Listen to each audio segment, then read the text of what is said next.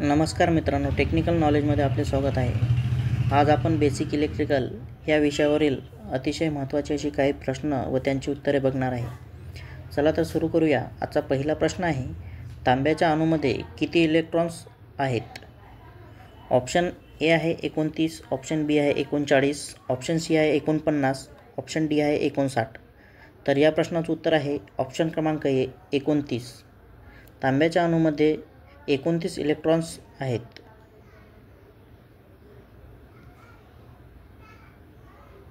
दुसरा प्रश्न आहे, प्रकाशाची तीव्रता वाढल्यास लाईट डिपेंडंट रेजिस्टरचा प्रतिकार किती असतो? ऑप्शन ए वाढतो, ऑप्शन बी कमी होतो, ऑप्शन सी तसाच राहतो आणि ऑप्शन डी आहे अनंत. तर या प्रश्नाचं उत्तर आहे ऑप्शन क्रमांक बी, कमी होतो.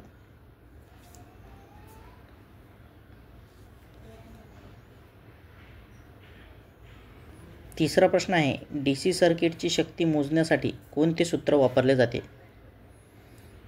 ऑप्शन ए आहे व्होल्टेज गुणिले वेळ, ऑप्शन बी आहे करंट गुणिले वेळ, ऑप्शन सी आहे करंट गुणिले प्रतिकार, ऑप्शन डी आहे व्होल्टेज गुणिले प्रतिकार. या प्रश्नाचं उत्तर आहे ऑप्शन क्रमांक बी, करंट गुणिले वेळ.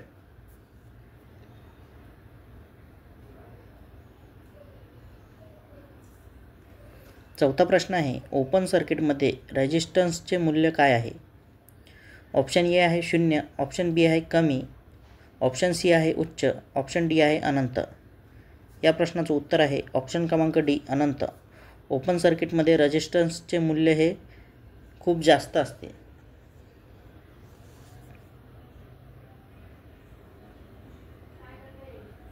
पाचवा प्रश्न आहे, खालीलपैकी वजनाने सर्वात जड काय आहे?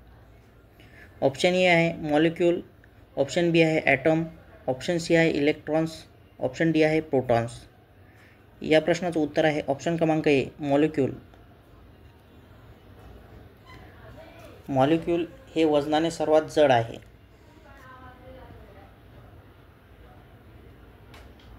सहावा प्रश्न आहे, कोणत्या पदार्थाचा रेजिस्टन्सचे तापमान गुणांक 0 असते?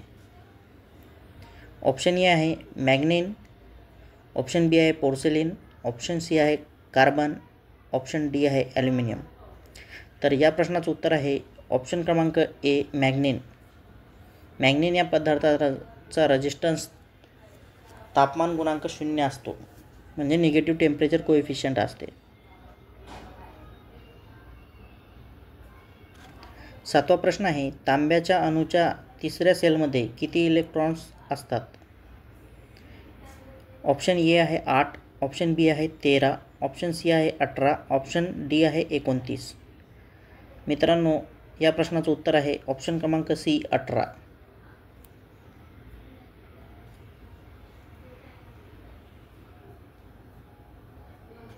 आठवा प्रश्न आहे, अर्धसंवाहक सामग्री कोणती आहे? ऑप्शन ए आहे युरेका, ऑप्शन बी आहे एबोनाइट, ऑप्शन सी आहे मॅग्नीन, ऑप्शन डी आहे जर्मेनियम. या प्रश्नाचं उत्तर आहे ऑप्शन क्रमांक डी, जर्मेनियम.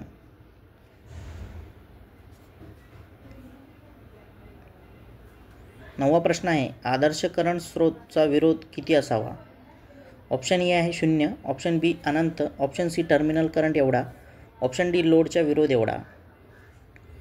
या प्रश्नाचं उत्तर आहे ऑप्शन क्रमांक बी, अनंत.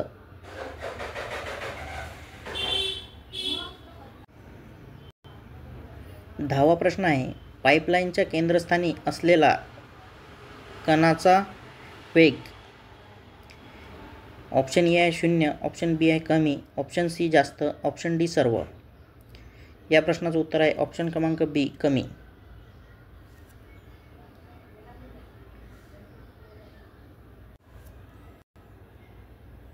11वा प्रश्न आहे, रेजिस्टिव्हिटीचे एकक काय आहे?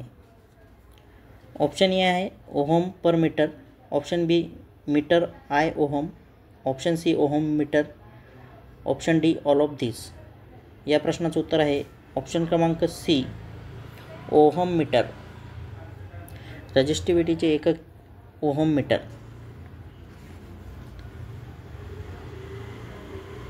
12वा प्रश्न आहे, मानवी शरीराचा रेजिस्टन्स किती असतो? Option A 100, option B 1000, option C 10,000, option D 1,00,000. तर या प्रश्नाचं उत्तर आहे ऑप्शन क्रमांक बी 1,000 ओहम.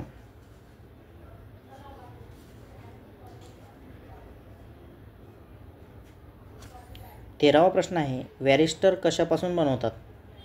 ऑप्शन ए आहे मेटल, ऑप्शन बी आहे इन्सुलेटर्स, ऑप्शन सी आहे सेमीकंडक्टर्स, ऑप्शन डी आहे अलॉय. या प्रश्नाचं उत्तर आहे ऑप्शन क्रमांक सी सेमीकंडक्टर्स. वॅरिस्टर हे सेमीकंडक्टर्सपासून बनवलेले असतात.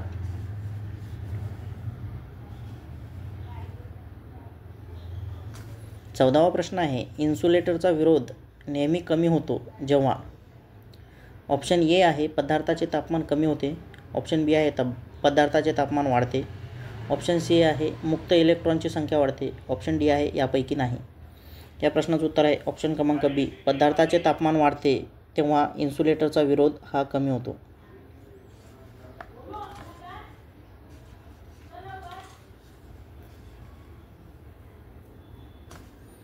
15वा प्रश्न आहे कॅपॅसिटन्सचे एसआय युनिट कोणते.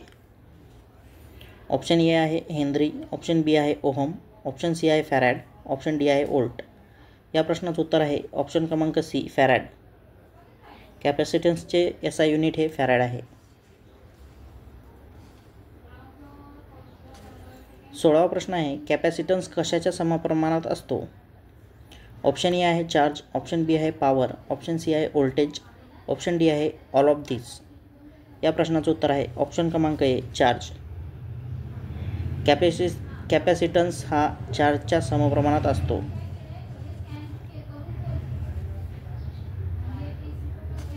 17वा प्रश्न आहे हवेची रिलेटिव्ह परमिटिव्हिटी काय आहे. ऑप्शन ए आहे 2, ऑप्शन बी आहे 3, ऑप्शन सी आहे 1, ऑप्शन डी आहे ऑल ऑफ दिस. तर या प्रश्नाचं उत्तर आहे मित्रांनो ऑप्शन क्रमांक सी 1. हवेची रिलेटिव्ह परमिटिव्हिटी ही 1 असते.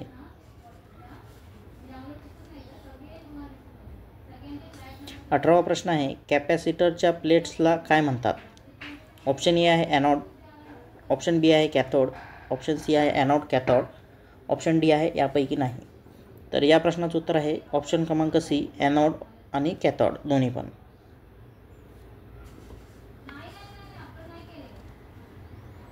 19वा प्रश्न आहे कॅपॅसिटरमध्ये खालीलपैकी कोणते डायइलेक्ट्रिक मटेरियल वापरले जाते. ऑप्शन ए आहे ग्लास, ऑप्शन बी आहे एअर, ऑप्शन सी आहे कॉर्च, ऑप्शन डी आहे ऑल ऑफ दिस. या प्रश्नाचं उत्तर आहे ऑप्शन क्रमांक डी ऑल ऑफ दिस. कॅपॅसिटरमध्ये डायइलेक्ट्रिक मटेरियल म्हणून ग्लास, एअर आणि कॉर्च हे सर्व वापरले जातात.